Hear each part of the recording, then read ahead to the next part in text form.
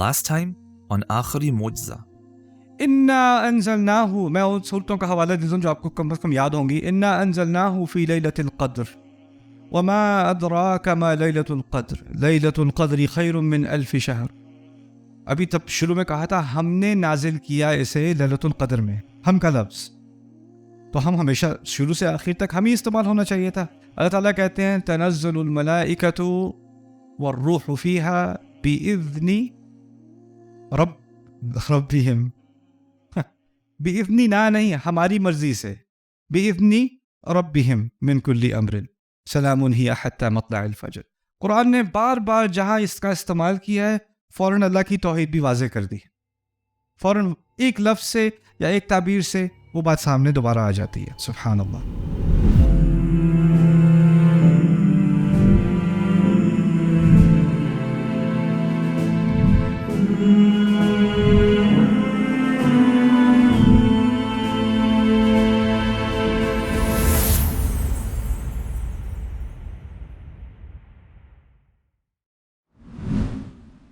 جی okay, آپ کا سوال ہے، میں نے بتایا تھا انا میں ہے اور یہاں انا ہم ہے. تھوڑی سی گرامر سیکھنی پڑے گی. تو یہ اگر انی ہوتا تو یہ میں ہوتا، ٹھیک ہے؟ جس طرح اردو میں ہے نا میں اور مجھے اور میری، تینوں لفظ کس کے لیے ہیں؟ میرے لیے ہے. اسی طرح نحنو، نا، وہ دونوں ہم کے لیے ہیں، اور انا اور نی اور ای وہ میرے لیے ہیں. جب انا آ جاتا ہے تو ساتھ میں انا نحنو نہیں کہتے، انا کہتے ہیں ہم کے لیے. اگر یہ انا ہوتا تو یہ انا نہ ہوتا، انی ہوتا، انی ہوتا. جی ٹھیک، بے شک ہم. تھوڑی سی گرامر، تھوڑی سی تکلیف تھوڑی سی ہوگی گرامر سیکھنے سے، لیکن پھر اس کے بعد ٹھیک ہو جائے گا. جیسے ڈینٹسٹ کے پاس جاتے ہیں نا، ویسے عربی ہوتی ہے، شروع میں تکلیف ہوتی ہے پھر ٹھیک ہو جاتی ہے. اوکے، اب ہم بات کریں گے جملے کی ساخت کے بارے میں. یا بنی اقم الصلاۃ وامر بالمعروف وانہا عن المنکر واصبر علی ما اصابک. میرے بچے نماز کو قائم کر، اچھی بات کی طرف تلقین کر، برے کام سے روک، اور جو کچھ بھی تجھے اسٹرائک کرے، جو کچھ بھی تیری طرف آئے اس پر صبر کر. واصبر علی ما اصابک ان ذلک من عزم الامور، بے شک یہ بہت یعنی عزیمت والے کاموں میں سے ہے. عزیمت عربی میں پتہ نہیں اردو میں کیا صحیح لفظ ہوگا، جو کمٹمنٹ جو زیادہ دکھاتا ہے نا اور ہمت دکھاتا ہے، بڑی ہمت والے کاموں میں سے، اس طرح سمجھنے بات کو. ان ذلک من عزم الامور، یعنی یہ کوئی چھوٹا کارنامہ نہیں ہے، اس سے بہت ہمت، اس کے لیے بہت ہمت چاہیے ہوتی ہے. اسی طرح آگے کہہ دیا لَتُبْلَوُنَّ فِي أَمْوَالِكُمْ وَأَنفُسِكُمْ، تمہیں تمہارے اموال میں اور تمہارے اپنے معاملے میں بہت سارے امتحانات دیے جائیں گے، تمہارا امتحان لیا جائے گا. وَلَتَسْمَعُنَّ مِنَ الَّذِينَ أُوتُوا الْكِتَابَ مِنْ قَبْلِكُمْ وَمِنَ الَّذِينَ أَشْرَكُوا أَذًى كَثِيرًا، اور تمہیں بہت ساری تکلیف دینے والی باتیں سننے کو ملیں گی ان لوگوں سے جن کو تم سے پہلے کتاب دی گئی اور ان لوگوں سے جنہوں نے شرک کیا. بہت ساری تکلیف، اذیت دینے والی باتیں تمہیں سننے کو ملیں گی اس کی. اور تسمعن میں ہے لازماً سننے کو ملیں گی، بے شک سننے کو ملیں گی. پھر کہا وَإِن تَصْبِرُوا وَتَتَّقُوا، اور اگر تم پھر بھی صبر کرو اور تقوی کو تھامے رکھو، فَإِنَّ ذَلِكَ مِنْ عَزْمِ الْأُمُورِ، تو پھر یہ تو بہت ہمت والے کاموں میں سے ہے. دوبارہ وہی تعبیر استعمال ہو رہی ہے نا، لیکن تھوڑی سی اس میں زیادہ توکید ہے کیونکہ فا کا اضافہ کیا گیا ہے پہلے سے، اس میں بھی ایک ذرا کلام میں زور زیادہ آ جاتا ہے.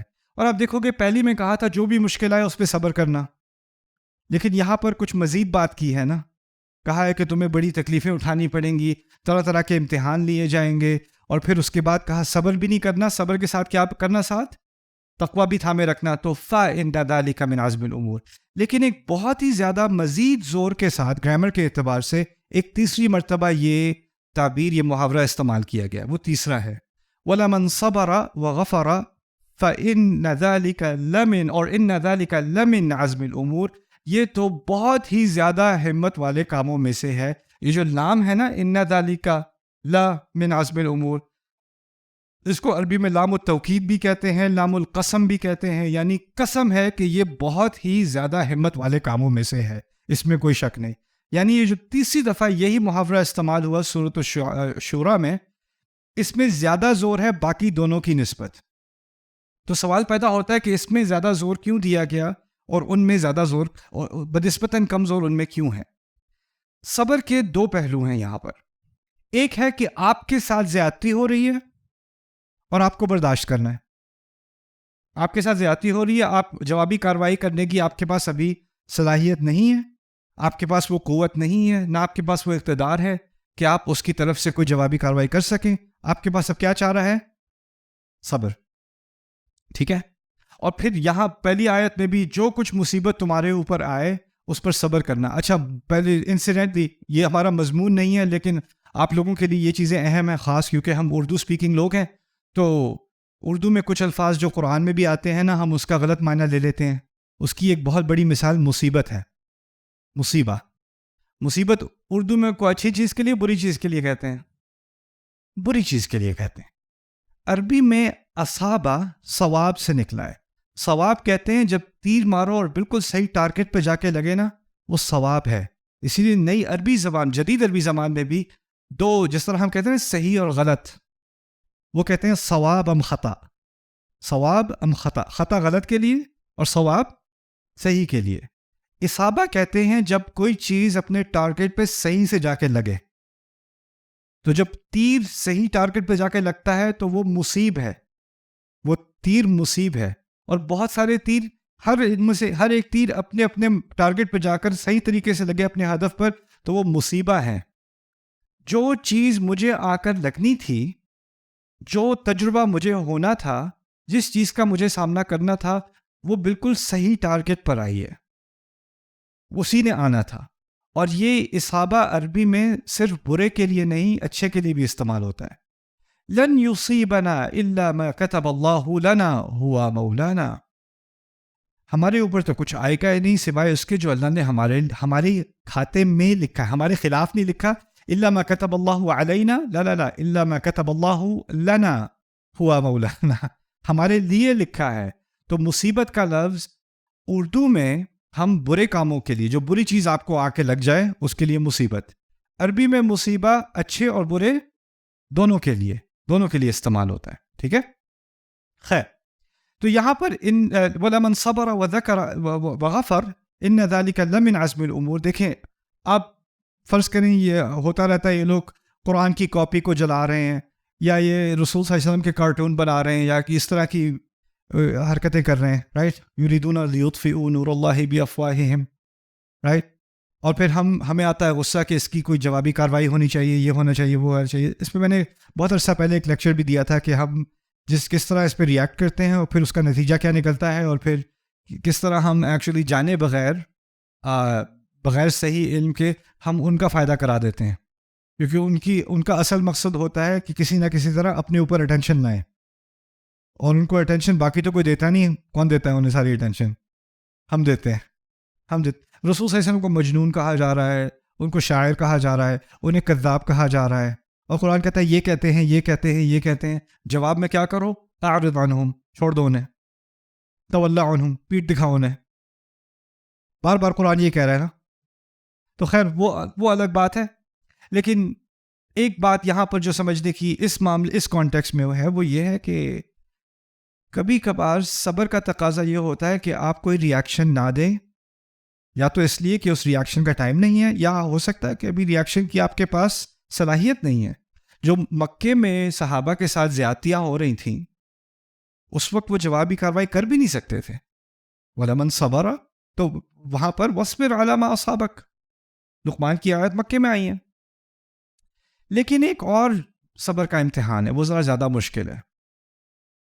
ہو سکتا ہے کہ جس نے آپ کے ساتھ زیادتی کی وہ ایک زمانے میں طاقتور تھا اور آپ کمزور تھے، لیکن ایک زمانہ آتا ہے کہ اب وہ کمزور ہو گیا ہے اور آپ طاقتور ہو گئے، اور اب وہ آپ کے سامنے ہے. اب وہ جب آپ کے سامنے ہے تو وہ جو پہلے کا کھاتا تھا وہ اب بیلنس کرنا ہے، آگے سے اس کو جواب دینا ہے. اس نے وہ 4 سال پہلے جو تھپڑ مارا تھا، اب آپ کا ٹائم آ گیا کہ میں بھی ذرا سکور برابر کروں. اس وقت اپنے آپ کو روکے رکھنا اور اس وقت بدلہ نہ لینا، یہ بھی صبر کا امتحان ہے کہ نہیں؟ صبر کا بہت بڑا امتحان ہے.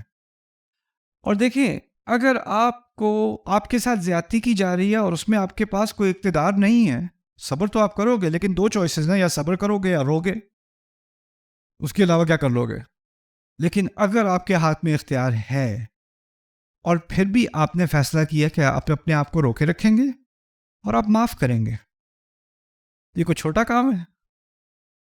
وَلَمَنْ صَبَرَ وَغَفَرَ، اور جس نے صبر کیا اور ساتھ ہی معاف بھی کیا، یہ تو بہت ہی زیادہ ہمت والا کام ہے.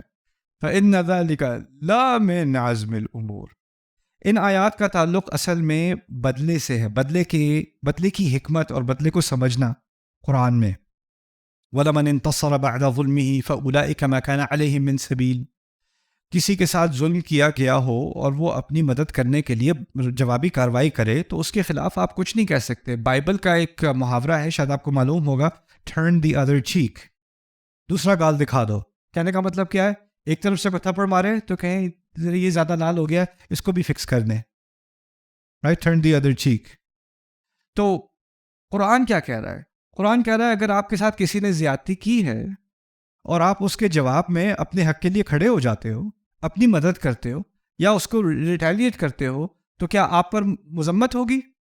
نہیں. فَأُولَٰئِكَ مَا كَانَ عَلَيْهِم مِّن سَبِيلٍ.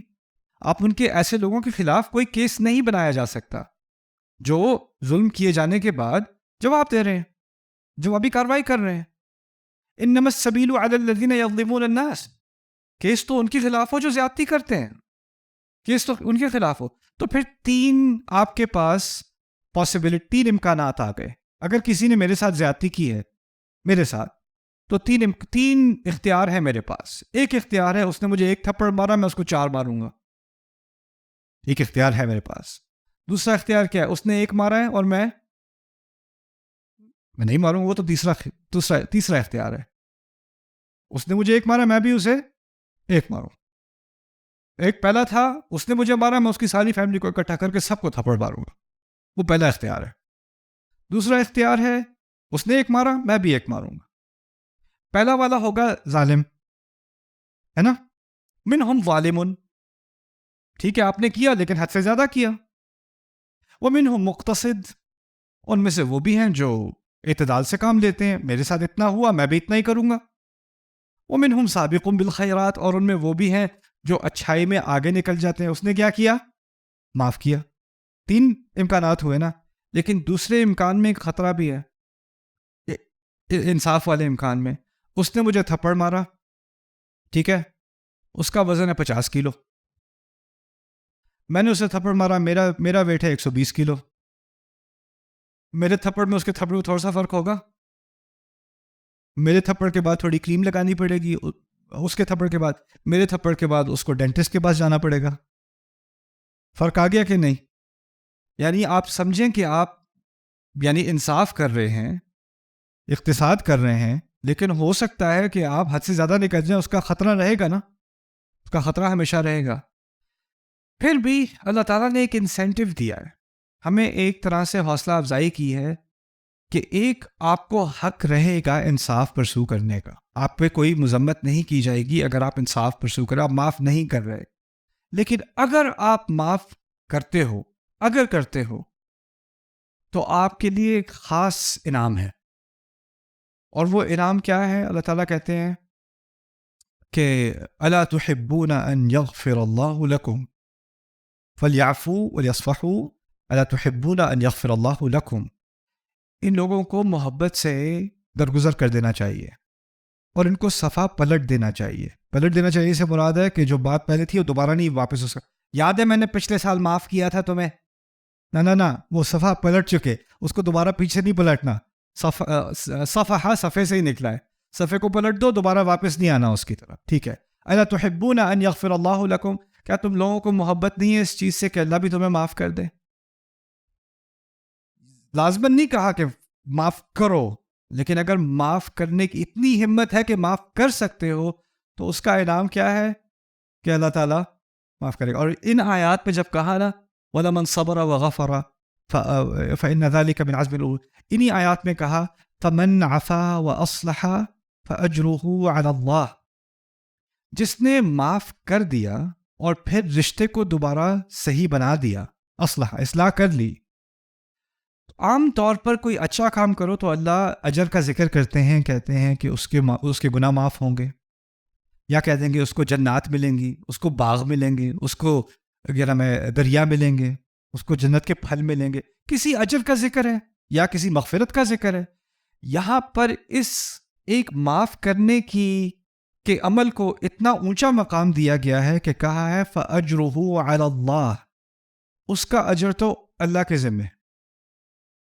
یعنی بیان بھی نہیں کیا کیا اجر ہے.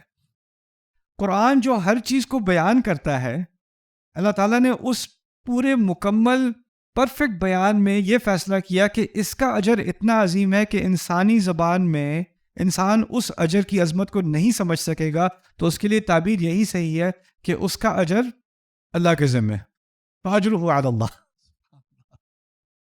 تو کبھی کبھار یہ بھی ہمیں ذہنیت ہمیں تیار کرنی چاہیے اپنے اندر کہ جو قرآن بات کر رہا ہے نا, کبھی کبھی اللہ تعالیٰ بات بیان کر کے سمجھاتے ہیں, اور کبھی کبھی اللہ تعالیٰ بات بیان نہ کرنے سے بھی سمجھاتے ہیں.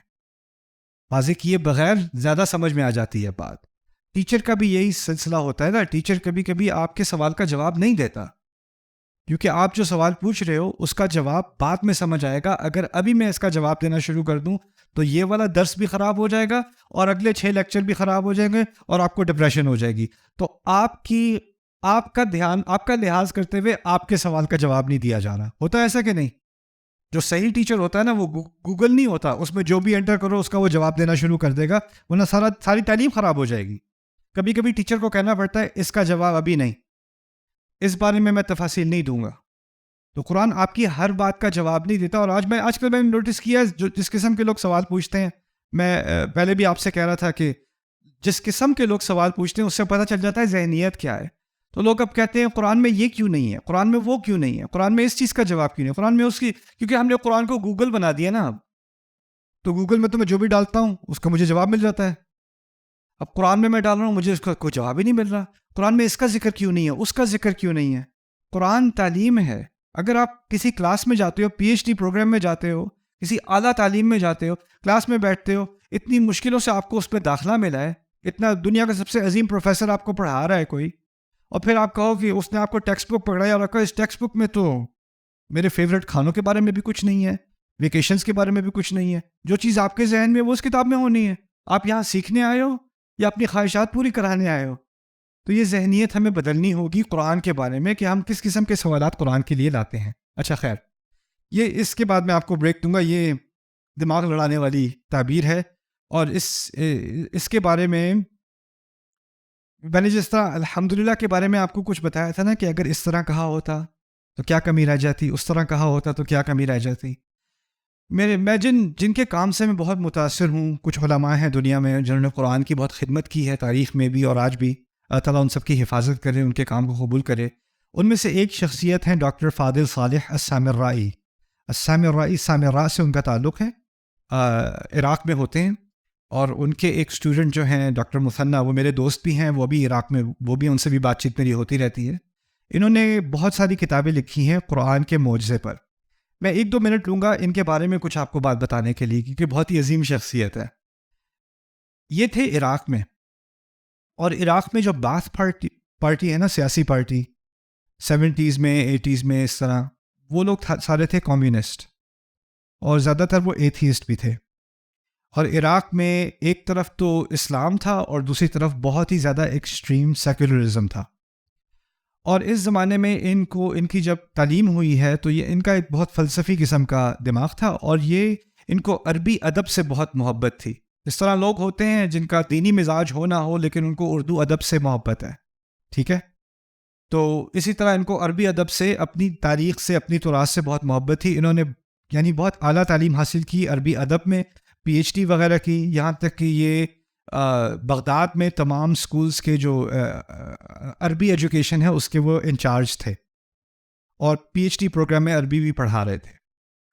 اپنے بارے میں لکھتے ہیں کہ میں جوانی کے دور میں میرے ذہن میں ایک خیال آیا، اذان ہو رہی ہے عراق میں، اور میرے ذہن میں خیال آیا کہ میں کیوں جاؤں نماز پڑھنے، کیا ملے گا مجھے اگر میں اس مذہب کو قبول کرتا ہوں، مانتا ہوں.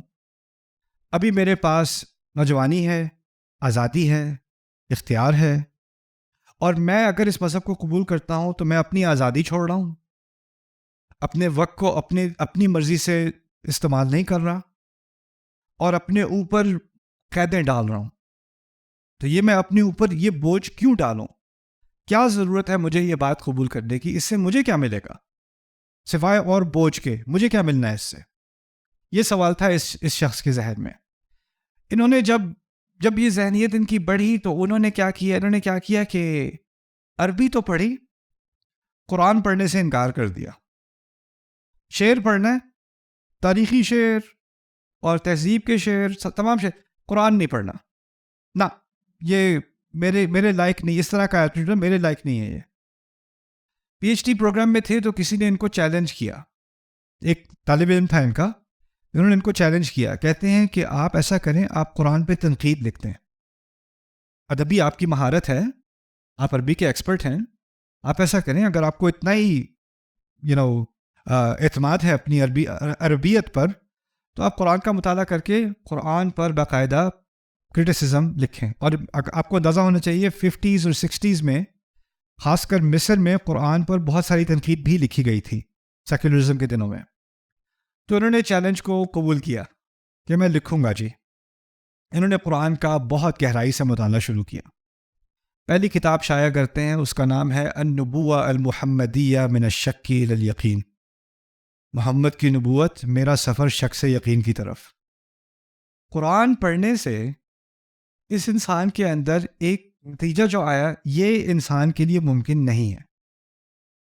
اور اس کے بعد انہوں نے، میرا خیال ہے اب تک 25 یا 30 کتابیں لکھی ہیں صرف قرآن کے معجزات پر، لغت کی بنیاد پہ، صرف لغت کی بنیاد پہ. بعد میں ان کا ایک ٹی وی شو ہوا، ابھی کافی عمر رسیدہ ہے، جب وار ہوئی تھی، جنگ ہوئی تھی عراق میں، تو وہاں سے نکلے تھے، شارجہ پہنچ گئے تھے. شارجہ میں کچھ لوگوں نے ان کو ریکگنائز کیا کہ یہ کون شخصیت ہیں، تو ان کو ایک ٹی وی شو بھی کرا دیا تھا. بڑا خوبصورت ٹی وی شو تھا، لمسات بیانیہ، عربی میں تم لوگوں کو جن کو عربی سمجھ آتی ہے، واچ لمسات بیانیہ فی نصوص من التنزیل. تو ان کے یوٹیوب پہ اس کے کچھ کلپس وغیرہ ہیں. تو وہ شو بھی بڑا مزے کا تھا. وہ کیا تھا، ان کے ساتھ ایک میزبان بیٹھا ہوا ہے، یہ بیٹھے ہوئے ہیں، اور ان سے جو ہے وہ میزبان پوچھتا ہے کہ جی سوال آیا ہے کہ یہاں پر سماوات ہے، یہاں سما ہے، یہ کیوں ہے؟ جی ایک سوال ہے، یہاں پر اس طرح ہے، یہاں پر اس طرح ہے، یہ کیوں ہے؟ جو باتیں میں آپ سے کر رہا ہوں. تو وہ ایک ایک کا نا ہر ایپیسوڈ میں وہ جواب دیتے. اور کئی سال ان کا شو چلا ٹی وی پر، اور لبنان سے، عراق سے، سعودیہ سے، سوڈان سے، صومالیہ سے، ہر جگہ سے لوگ قرآن کے بارے میں سوال پوچھ رہے ہیں. وہ شو دیکھنے کا اپنا عجیب مزہ تھا کہ قرآن کے عشق کرنے والے کہاں کہاں ہیں دنیا میں، اور کیسے کیسے سوال ان کے ذہن میں آتے ہیں قرآن کے بارے میں، اور وہ سارے سوال جمع ہو رہے ہیں. ایک بڑا خوبصورت ذخیرہ بنا.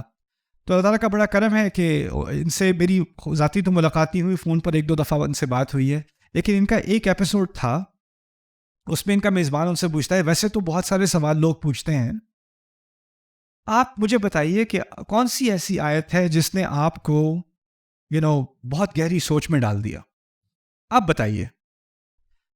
انہوں نے پڑھا لا خوف علیہم ولا هم یحزنون، لا خوف علیہم ولا هم، ان پر کوئی خوف نہیں ہوگا اور وہ غم نہیں کریں گے، ان پر کوئی خوف نہیں ہوگا اور وہ غم نہیں کریں گے. تو وہ جو میزبان تھا شو کا، وہ بھی کہتا ہے ما الاشکال فی هذا یا سیدی، اس میں کیا مشکل ہے سر؟ تو اتنی آسان سی بات ہے. تو وہ کہتے ہیں کم استغرقک، کتنا وقت لگا اس آیت پر آپ کو تأملات کرنے میں؟ کہتے ہیں اس میں 2 سال سے سوچ رہا ہوں. اس آیت پہ وہ بندہ 2 سال سے سوچ رہا ہے، لا خوف علیہم ولا هم یحزنون. سبحان اللہ. ان نے باتیں تو بہت ساری کی، لیکن ان باتوں میں سے تھوڑی سی باتیں میں آپ کے سامنے آج رکھوں گا اس آیت کے بارے میں، پھر میں آپ کو بریک دوں گا. لا خوف علیہم ولا هم یحزنون، پہلے اس کا ایک مختصر سا ترجمہ سمجھ لیں اردو میں. ان پر کوئی خوف نہیں ہوگا، نہ ہی وہ غم کریں گے. ان پر کوئی خوف نہیں ہوگا، نہ ہی وہ ہیں جو غم کریں گے. ٹھیک ہے، پہلی بات دیکھ لیں کہ یہاں پر خوف کا لفظ اسم ہے، اور حزن غم کا لفظ فعل ہے. خوف اسم ہے اور غم فعل ہے. اسم اور فعل کی بات ہم پہلے کئی دفعہ کر چکے ہیں. اب آپ کو سمجھ آ گئی ہوگی خوف کیا ہوتا ہے، یعنی اسم کیا ہوتا ہے ہمیشگی کے لیے، اور فعل کیا ہوتا ہے ٹیمپرری ہوتا ہے، عارضی ہوتا ہے نا.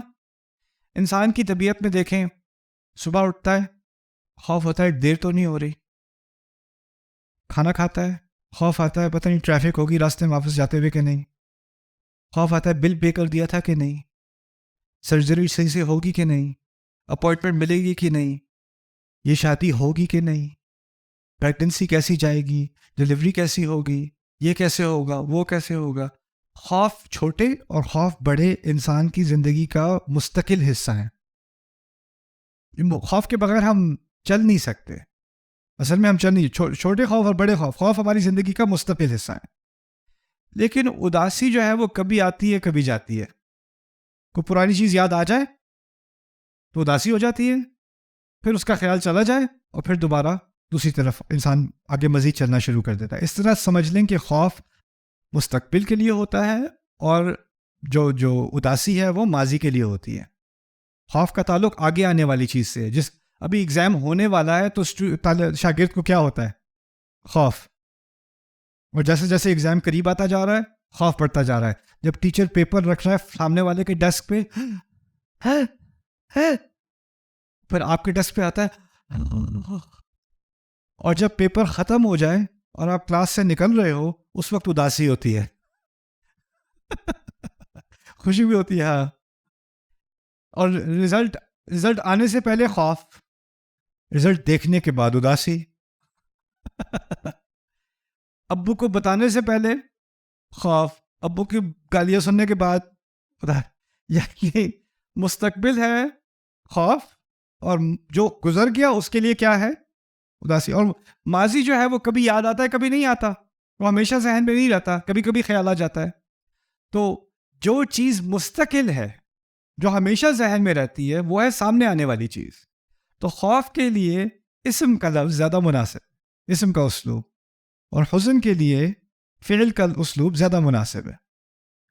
پھر اس میں یہ بھی کہ پہلے کیا ہے، پہلے خوف ہے. کسی بھی چیز کے معاملے میں پہلے کیا ہوتا ہے خوف. اب وہ واقعہ گزر جائے اور وہ ہماری توقعات کے خلاف ہو تو پھر اس کے بارے میں کیا ہوتا ہے اداسی ہوتی ہے. تو اسی لیے حزن پہلے نہیں ہے خوف پہلے ہے. یہ نہیں کہا لا هم يحزنون ولا خوف علیہم، نہ ایک نیچرل سیکوینس ہے لا خوف علیہم ولا هم يحزنون. اچھا تھوڑا آگے چلتے ہیں.